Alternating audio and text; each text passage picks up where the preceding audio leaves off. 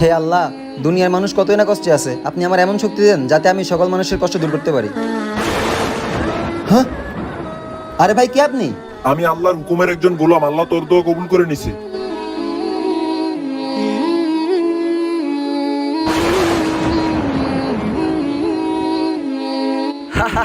আমার কাছে এখন যে শক্তি আছে আমি চাইলে দুনিয়ার সবার ইচ্ছে পূরণ করতে পারবো।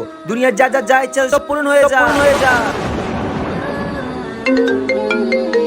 হ্যালো, আপনার বন্ধু আকাশ তার জীবন থেকে নাকি কুত্তার জীবন ভালো, তাই সে কুত্তা হয়ে গেছে। কি?